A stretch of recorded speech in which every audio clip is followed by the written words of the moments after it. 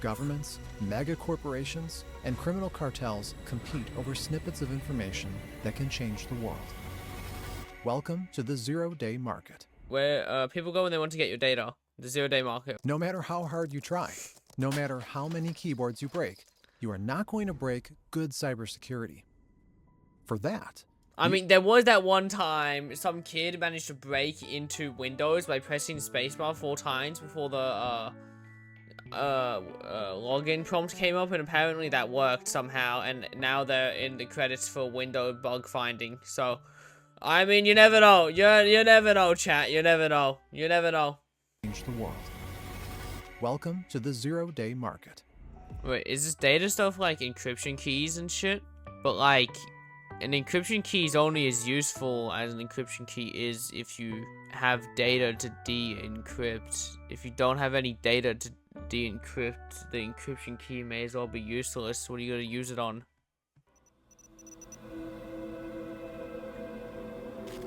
Okay, I really like that ASCII art. That was like really cool. You're standing in front of a high and strong wall. Okay, I'm standing in front of a high and strong wall. How do you get to the other side? Bash through the wall. With this. The data of companies, nations, institutions, even people like you. Like I said, bash through the wall. When somebody purchases a gadget or an app, the wall is included in the price. People are paying for not getting hacked. But how do you hack things then? How You bash through the wall. Why aren't you listening? You bash through the wall. do you get to the other side of that wall? You bash through the wall. Smaller walls can be scaled or broken through. That's what things like SQL injections Oh, okay. and DDoS do. Okay. Most walls have an even easier access, just talking your way in. That's called Social engineering mentioned. Yeah, social engineering. Yeah. It's scary how easily you can steal someone's number and then steal their 2-factor code and get into their account. Not like I would know anything. Why you asking? Stop asking questions, chat. social engineering. But for some, even the strongest brute force or the cleverest infiltration is not going to work. Way in. You come closer and inspect the bricks. Maybe one of them is cracked or protrudes just enough to give you a foothold. Maybe it can be moved to reveal a secret passage. Windows 10 and Mac OS X, some of the most popular operational systems out there, have around Operational systems? I've heard of an operating system, but what's an operational system? 80 million lines of code. If each line was a brick, you could build nearly 300 miles of wall with them. 300 miles, 80 million bricks. What's the chance that one of them has a flaw? 100%. There's gotta be flaws everywhere. There's flaws everywhere in code. You don't understand. The entire internet is held by virtual duct tape. In the code, a flawed brick is a bug, a vulnerability that can be used and exploited, a hole in the system you can slip through. The companies that build walls don't want flawed bricks. The income of those companies depend on shipping a secure product. They have entire departments dedicated to finding flaws in the code and pay Security department mentioned. Security department mentioned. No way. That's not the security department. hefty sums of money to anyone who can reveal a bug. And whenever a company finds a vulnerability in its software, it issues a patch, a fix that replaces the brick and removes the vulnerability. So the importance of a security flaw is measured by how long ago it was discovered. Week-old bugs are as good as patched. 2 or 3 days old ones are probably being exploited by every wannabe hacker out there, and the patch is already on the way. But if a company has no idea a bug exists, in other words, if it had known about a bug for 0 days, it's a whole other story. This is what I was talking about earlier. If no one knows about a bug, it's called a 0 day. And basically, that's like being God here. A useful 0 day is the holy grail of hacking. A secret vulnerability that can be exploited to breach the security of a device, or an app, or an entire network. Not only are you slipping right through the wall, nobody... I mean, the device one is kind of questionable because the only way for that to work is if it's a type of malware that spreads through other devices. So like spread to one device, and then see if every other device near it is vulnerable, and then go to another vulnerable device. That's the only way that works. He even suspects you're doing it. But good 0 days are hard to come by. To find one, you have to be better at spotting flaws. Yeah, okay, so they're going to talk about a remote code execution flaw now, which is where a bug is so bad it allows you to run code, like, from a remote spot. So you can just run code on someone's computer if its security's bad enough. And that's why you don't use Windows XP on the internet anymore, or you get hacked by the Russian Federation. Than every single engineer hired by the wall building company. And even then, you may spend years staring at the code and looking for a useful flaw. Or you can look for someone who already did that. This is BugTrack, a mailing list that dates back to the early 90s, and the place you can find thousands of what used to be 0 days.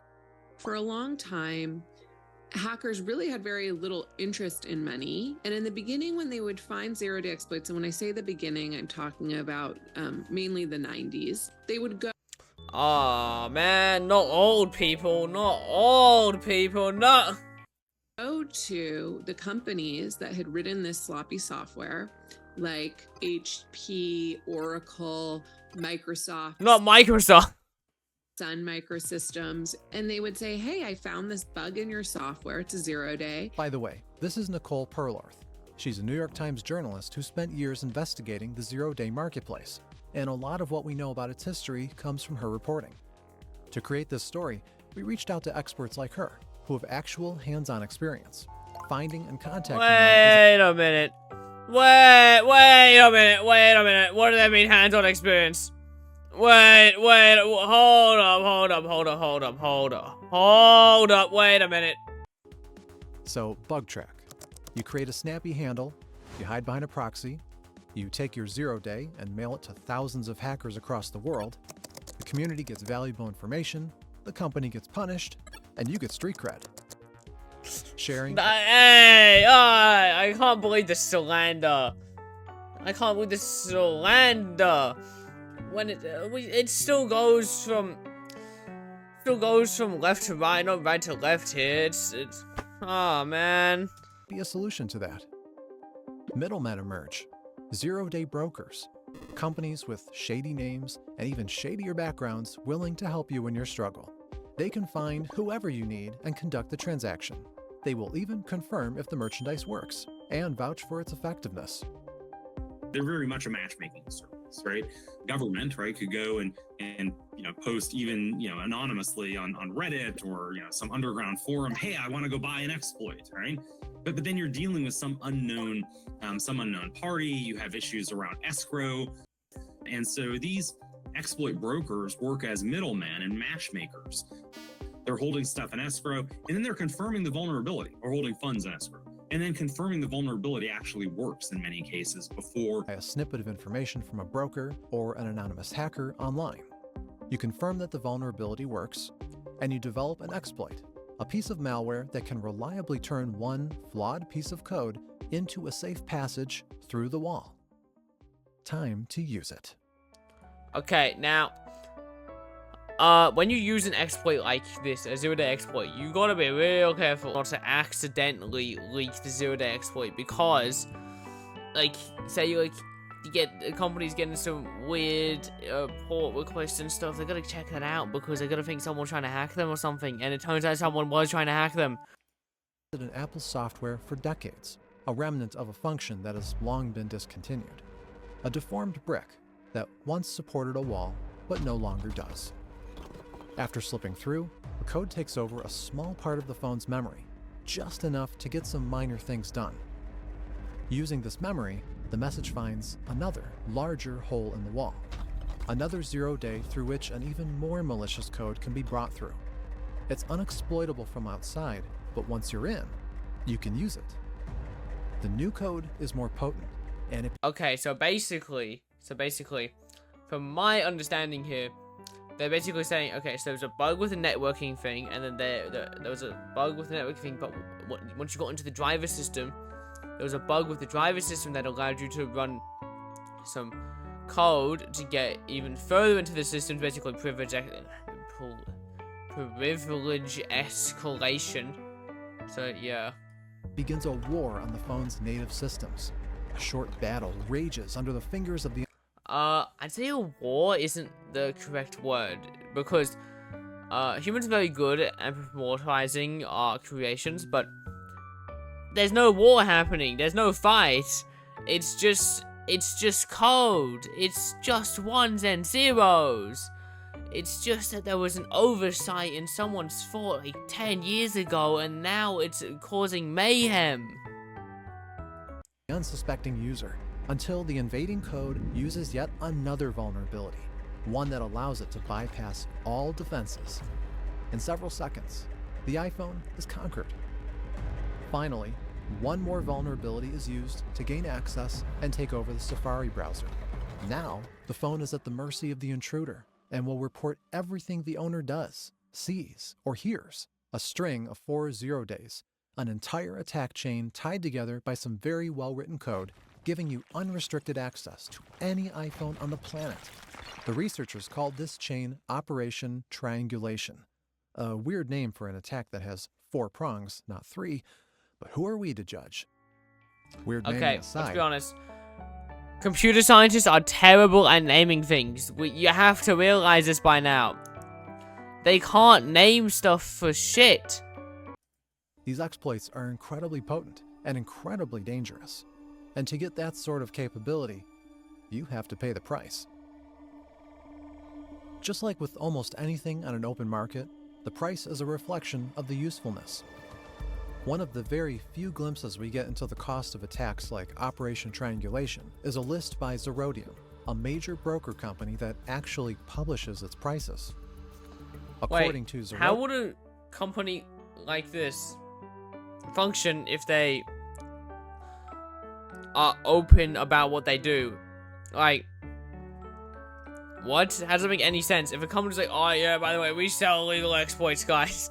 wouldn't the police be like, oh, wait a minute, oh, wait, you're not allowed to do that, you're not allowed to do that. Wouldn't the police do that? Not Temple OS. No! the actual cost of a 0 day, let alone an exploit, can vary a lot. A good example of that is Operation Zero, a broker that popped up just a few years ago. In September 2023, it offered the highest price for an exploit that has ever been recorded, $20 million. 20 million? I'm in the wrong industry. For an attack chain. Things like Operation Triangulation could cost at least as much, or even more. All of that to give you access to a phone, a small device that tracks its users. But some targets of such attacks are bigger.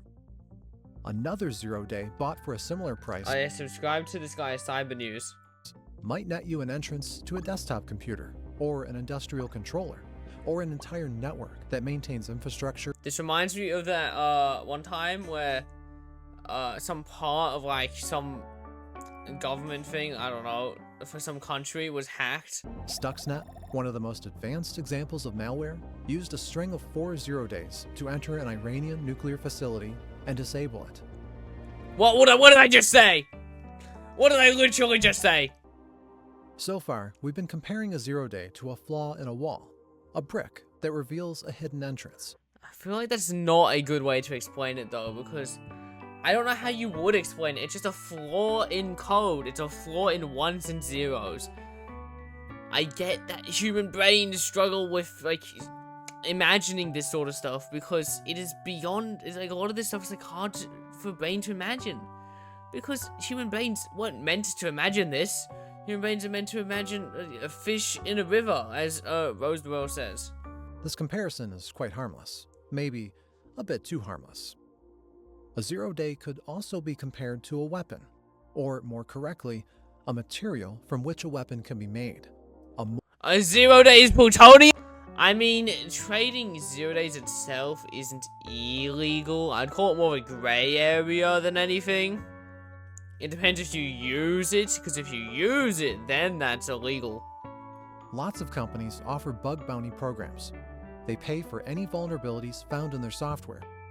I know what we're doing today, chat! This operation was discovered after researchers at Kaspersky, a Russian Wasn't that company found that the antivirus actually contained malware that would spy on you? Wasn't that found out or something? Team, which was based in Milan, Italy, get hacked themselves. And we say, oh, they're selling to African nations that have horrific human rights records, or to Russia, which might not have initially fit these hackers' moral calculus on who's a good country, who's a bad country, who has free press, and who doesn't. And thanks to all this secret. It's almost like if someone's going to give you $20 million, you don't give a shit. No!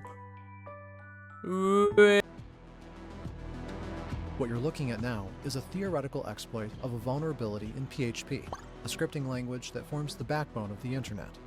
Both the visible one, such as the page you Oh no, how bad is it that, what, like 80% of the internet still uses PHP?